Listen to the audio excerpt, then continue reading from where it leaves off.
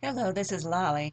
I have a project that I wanted to share. I wanted to work on a shadow box project. I went to Hobby Lobby in search of one and found this cross for half off and decided I would try it. It's either wood or some kind of resin. There was a pattern in the box that I could cut apart and use in my Tim Holtz collage paper collection here to make the right sizes and shapes for the cross. There's a top arm, a bottom arm, and a left and right arm on the cross. I didn't realize when I was doing these patterns that the top arm of the cross is a different size and shape from the left and right arm. And so you can see later on in this, I got confused and one of my pieces didn't fit and I had to redo it.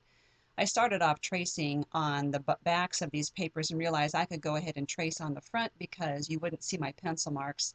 Here you are. I see I had to trim that one to fit properly now.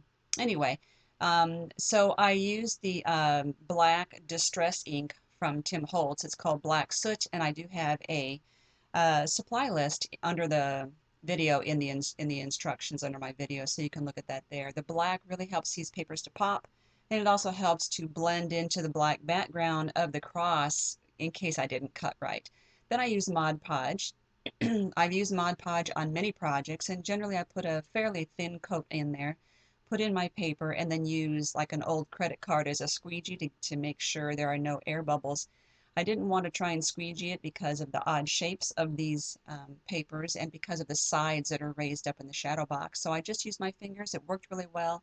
Didn't have a whole lot of problem doing doing the Mod Podge without a squeegee.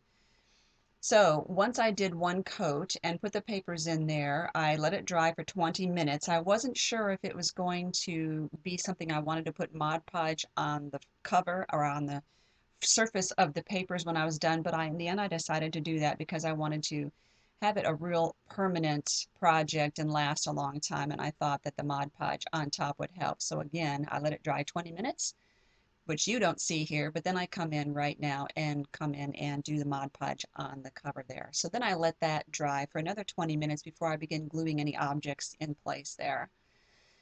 So it has a nice, it's not a shiny surface because there's the matte Mod Podge. And again, I will give you that link in my supply list as well for getting Mod Podge. So it goes on a little cloudy, but it does dry clear. Sometimes you can have streaks, so you need to be aware of that if you're using a brush to get that Mod Podge on there. I wrote words on paper. I wrote some in black ink on white, and some I wrote in white on black highlighting. And so these are both verses from the Psalms. This one that I'm cutting on black is about singing and making music. So I'm just laying them on there to see how much room they're going to take before I cut out the other ones. And I cut out the white ones as well, and I put those in the left arm of the cross. And then I thought with music, I wanted to cut out some music notes, and I have a hole punch that I like. And so I grabbed that hole punch and I made 3 punches of each music note. So I made 2 music notes, total of 6 punches. And you'll see me bringing those out pretty soon. Now, here's the hole punch right there. And a lot of the embellishments that you see me gluing in are just things I had on my stack. A lot of them are from Hobby Lobby from their Paper Studio collection. And then I have some wood pieces as well. I'm going to paint black and put them on that center section, which is a map of Australia. And so I want to put this little wooden airplane and arrow in there. So I'm painting them with black acrylic paint, and then I will let them dry before putting them in there.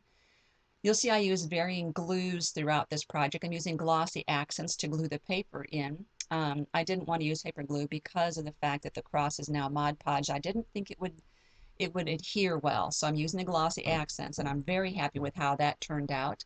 I also decided to use glossy accents on the music notes to get them in place and on the glasses as well. Once I glue the verse in on this left arm of the cross, I use it for the glasses as well. One of the problems with glossy accents is that it's very slick and very moist, and so it's easy for things to slide around. And so I also use it on the wood here. That has a nice grip, but because these glasses are slick themselves, it was easy for them to slide around the project. I had to be careful. Then I took some gold mesh ribbon and I wanted to make some loops sticking out behind this piece of clock or watch embellishment I have. And so I stapled the loops together. I glued on the back with E6000, and then I wanted to use, I wanted the clock to kind of stick forward and be three-dimensional in the project. So what I do is I use 3D dots, but I glue the 3D dots onto the watch, and then I'm going to glue the 3D dots into my frame as well. So whenever I have something that's heavy like metal, I always use E6000 because it has such good permanence to it as opposed to hot glue. Then I cut a piece of burgundy paper. I decided I needed some color in here. And then I edged it, and I will give you a link to that edger. And then I put the word believe on that burgundy paper, and I'm going to glue that in place also with the glossy accents. Overall, I just really had fun with this project. I don't tend to over decorate. Like, I could have put edging material along the borders, the wooden borders themselves, but I decided not to. I did glue that one key in there, right there under that center section. And then I got my hot glue gun and I just grabbed some burgundy rosebuds from my collection and just started hot gluing them in place. I thought that added a good bit of color pop there. Then I have two more flowers that I'm gluing on the bottom, which you cannot see because I'm out of frame, but at the end of this, you will see I have a picture gallery, and I will show you close-ups of my project, and you can see more there. Here they are coming up right now. I thank you so much for watching. It was a great project. And again, I will give you a supply list underneath the project, and I thank you for giving me a thumbs up. If you like this video, it helps me to know what sorts of projects you like, and also don't forget to subscribe to my channel.